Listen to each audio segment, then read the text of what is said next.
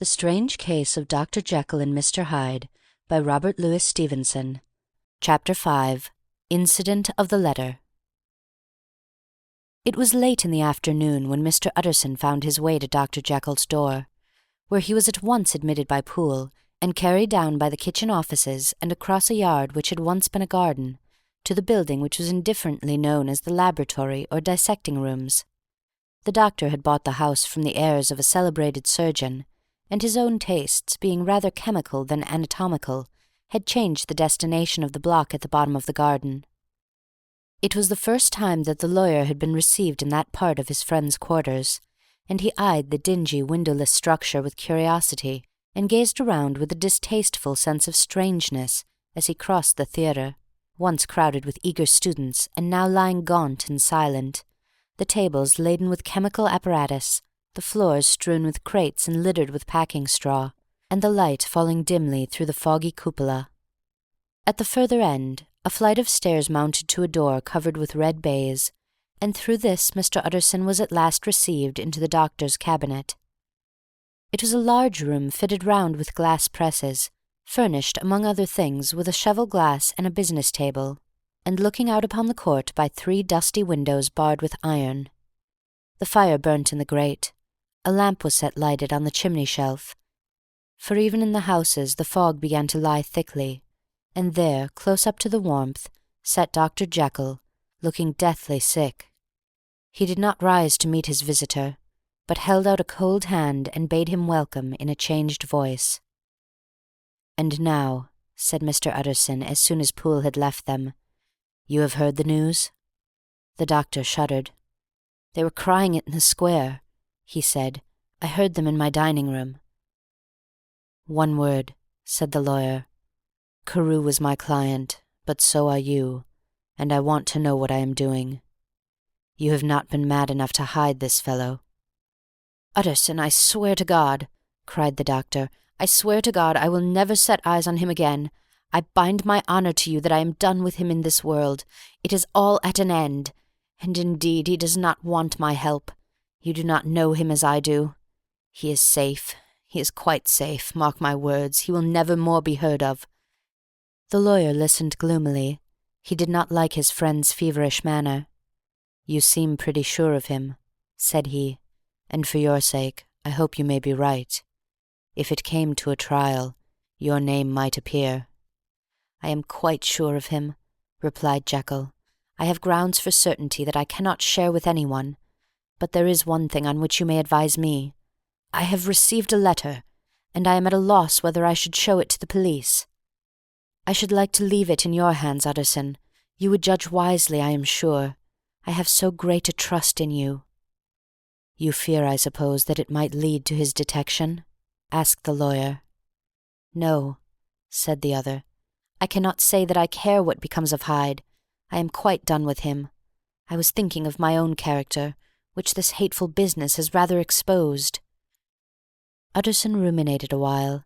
He was surprised at his friend's selfishness, and yet relieved by it. "Well," said he at last, "let me see the letter." The letter was written in an odd upright hand and signed Edward Hyde, and it signified briefly enough that the writer's benefactor, Dr. Jekyll, whom he had so long unworthily repaid for 1,000 generosities, need labour under no alarm for his safety, as he had means of escape on which he placed a sure dependence. The lawyer liked this letter well enough. It put a better colour on the intimacy than he had looked for, and he blamed himself for some of his past suspicions. "Have you the envelope?" he asked. "I burned it," replied Jekyll, "before I thought what I was about. But it bore no postmark. The note was handed in." "Shall I keep this and sleep upon it?" asked Utterson. "I wish you to judge for me entirely," was the reply. "I have lost confidence in myself." "Well, I shall consider," returned the lawyer. "And now, one word more. It was Hyde who dictated the terms in your will about that disappearance?" The doctor seemed seized with a qualm of faintness. He shut his mouth tight and nodded. "I knew it," said Utterson. "He meant to murder you. You had a fine escape." I have had what is far more to the purpose," returned the doctor solemnly. "I have had a lesson. Oh God, Utterson, what a lesson I have had!" And he covered his face for a moment with his hands.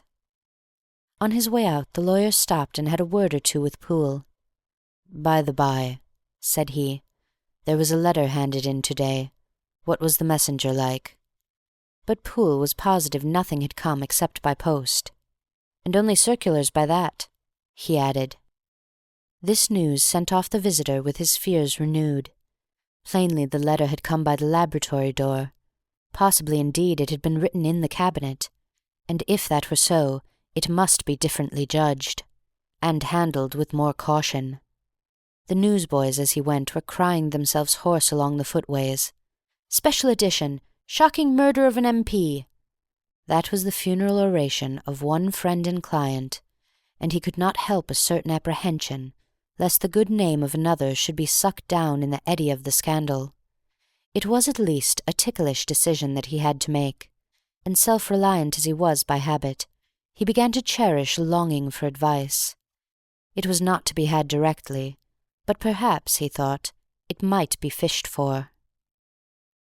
Presently after, he sat on one side of his own hearth, with Mr. Guest, his head clerk, upon the other, and midway between, at a nicely calculated distance from the fire, a bottle of a particular old wine that had long dwelt unsunned in the foundations of his house.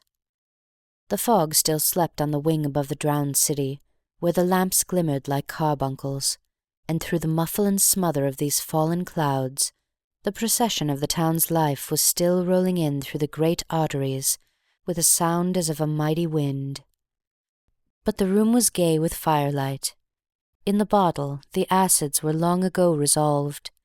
The imperial dye had softened with time, as the colour grows richer in stained windows, and the glow of hot autumn afternoons on hillside vineyards was ready to be set free and to disperse the fogs of London.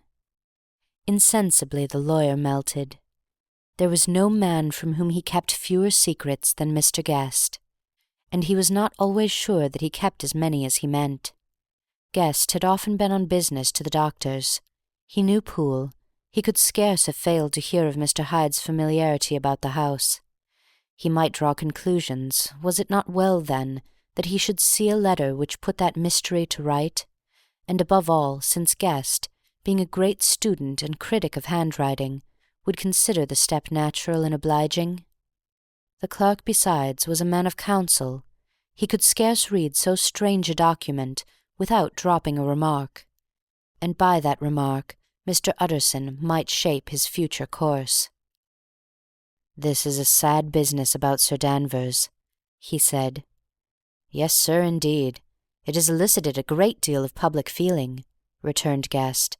"The man, of course, was mad." "I should like to hear your views on that," replied Utterson. "I have a document here in his handwriting.